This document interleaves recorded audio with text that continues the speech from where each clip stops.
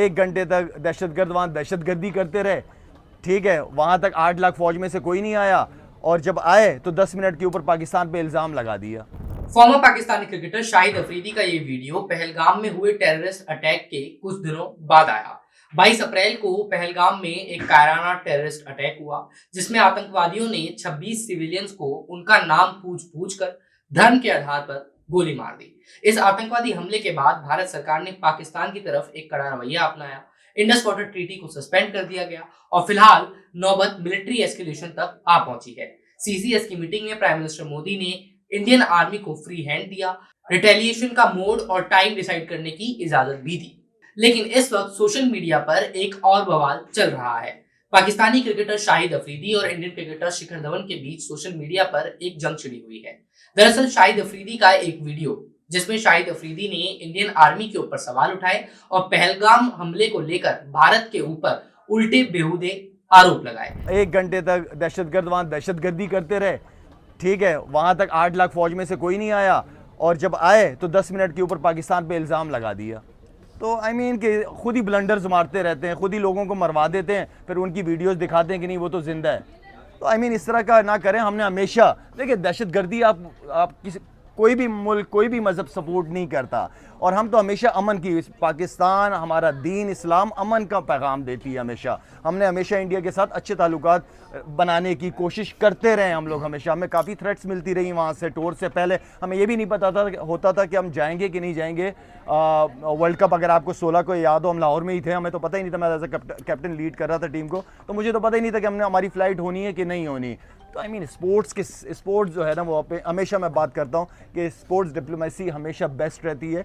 Sports की वजह से ही आपकी कबड्डी की टीम आ जाती है इंडिया से, यहाँ क्रिकेट नहीं खेलते आपस में।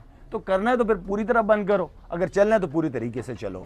शाहिद अफरीदी के इस बेहुदा बयान के बाद शिखर धवन ने सोशल मीडिया प्लेटफॉर्म एक्स पर शाहिद अफरीदी के इस बयान को कोट करते हुए लिखा, कारगिल में भी हराया था, ऑलरेडी इतना गिरे हुए हो और कितना गिरोगे। बेवजह कमेंट्स पास करने से अच्छा है अपने देश की तरक्की में दिमाग लगाओ।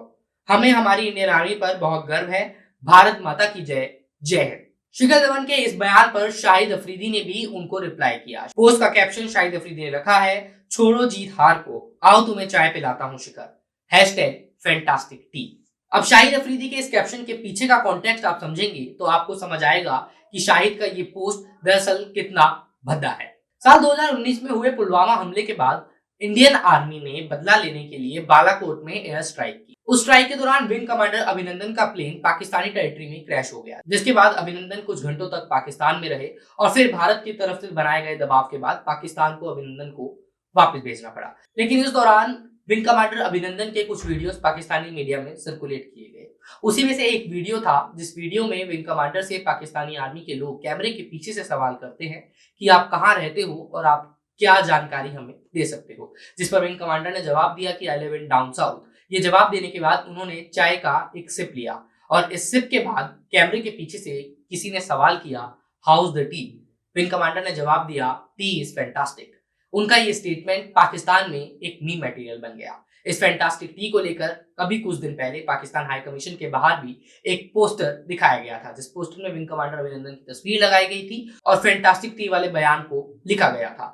इसी बयान का सहारा लेकर शाहिद अफरीदी ने इस पोस्ट में भी इंडिया की तरफ निशाना साधने की कोशिश की है।